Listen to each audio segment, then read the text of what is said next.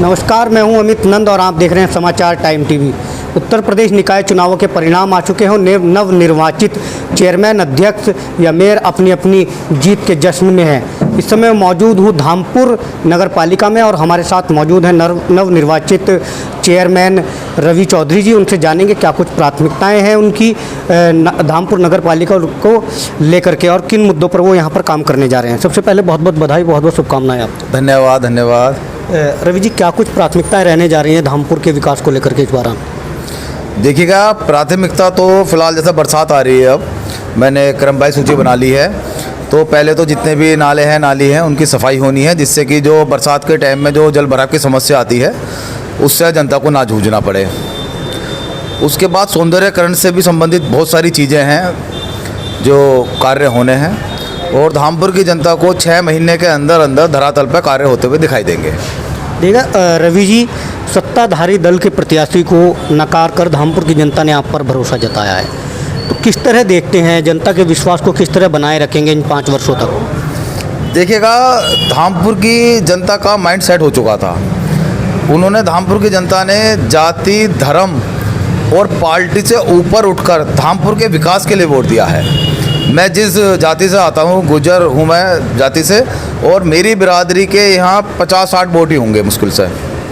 फिर भी मैं 13,000 वोट, लगभग 13,300 वोट ले गया मैं।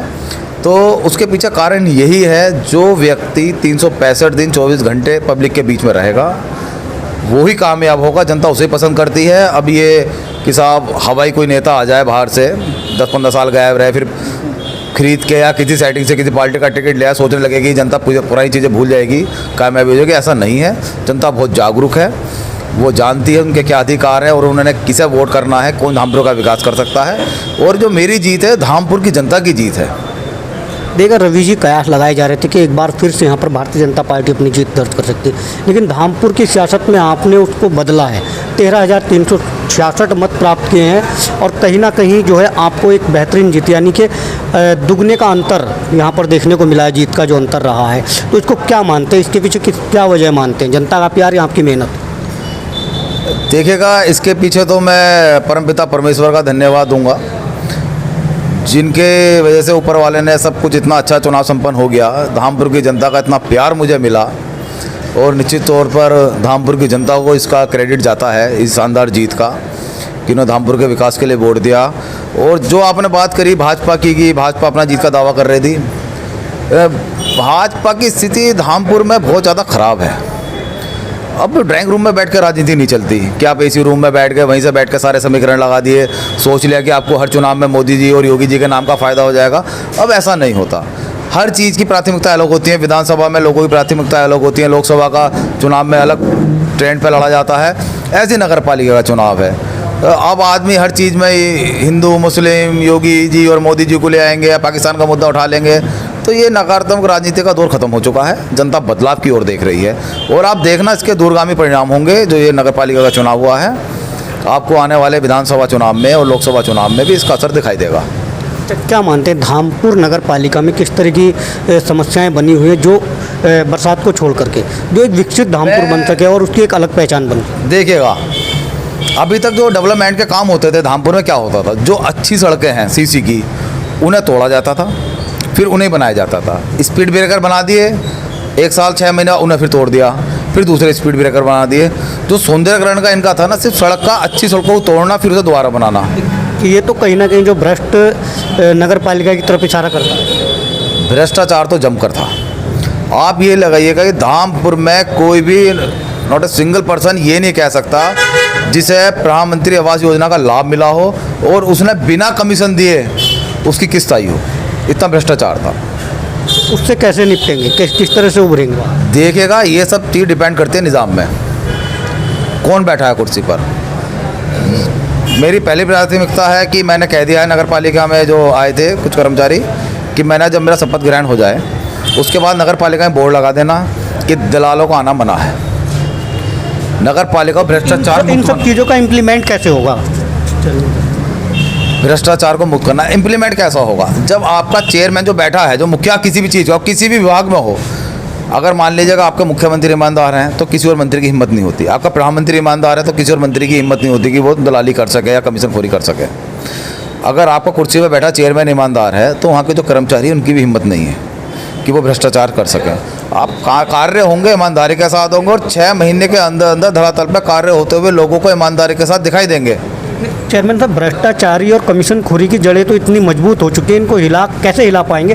क्या कुछ ऐसा विशेष है आपके पास? क्योंकि यहाँ की बात की जाए नगर पालिका की, क्योंकि नगर पालिका एक बहुत छोटा दायरा मान सकते हैं आप, विधानसभा हो या राज्य की बात की जाए केंद्रीय, तो बहुत गहराई तक पहुँच चुकी हैं। ये छोटे स्तर से कैसे निकलेंगी? चीज़ें छोटे स्तर से ही शुरू होती हैं, बूंद बूंद सा घड़ा भरता है ना। आप छोटे स्तर पर ही हमें पहले प्रयास करने चाहिए। और आप देखना, ये कहने के नहीं होते, करने के कार्य होते हैं। जब आप बैठ के आप सख्त हिदायत दे देंगे कि किसी की अगर प्रधानमंत्री आवास योजना में शिकायत आ गई, किसी भी मेंबर ने पैसे लिए या किसी कर्मचारी ने पैसे लिए, मुकदमा कायम करा देंगे। तो किसी की हिम्मत नहीं होगी कोई पैसे ले लेगा। वो गरीब लोग हैं जिनके छप्पर के मकान हैं, जिनके कच्चे मकान हैं, उनके लिए पैसे आते हैं। उनके पास भी इतने पैसे वाले होते हैं कि 30, 40, 50 हज़ार कमीशन के दे सकते, तो अपने आप ही अपने इंटरनेट डाल लेते। ये लोग वहाँ भी पैसे लेते हैं। आप देखना, बदलाव होगा। बदलाव के लिए ही लोगों ने वोट दिया ना, वो बदलाव के लिए दिया, उन्हें भरोसे के साथ दिया है कि भ्रष्टाचार पर मैं अंकुश लगाऊंगा और निश्चित तौर पर लोगों को ये बदलाव दिखाई देगा। क्षेत्र की जनता के लिए आप क्या कहना चाहेंगे? एक अच्छे बहुमत मिला।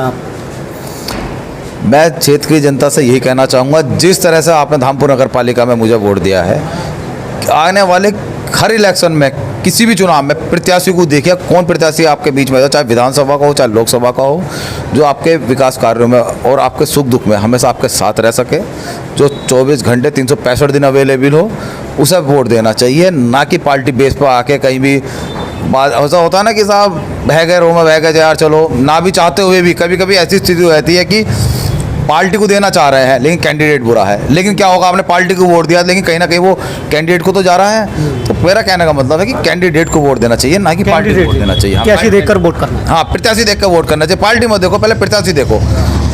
भाई काम तो हमें प्रत्याशी से पढ़ना है, विधायक हो या MP हो। भाई हमें मोदी जी और योगी जी थोड़ी ना आएंगे तो हमारे लोकल विधायक या लोकल MP। हाँ, तो क्षेत्र के लोगों को देख के वोट देना चाहिए। कौन आदमी आपके बीच में आपके सुख दुख में आपके साथ खड़ा रहता है, उसे देख कर वोट देना चाहिए। चलिए, बहुत बहुत धन्यवाद। तो ये थे हमारे साथ नवनिर्वाचित नगर पालिका धामपुर से चेयरमैन रवि चौधरी जी, जिन्होंने साफ तौर पर कहा है कि नगर पालिका में कमीशनखोरी और भ्रष्टाचार पर गहरी चोट की जाएगी और विकसित नगर पालिका बनाना उनका उद्देश्य रहेगा। कैमरा पर्सन के साथ अमित नंद, समाचार टाइम TV, धामपुर।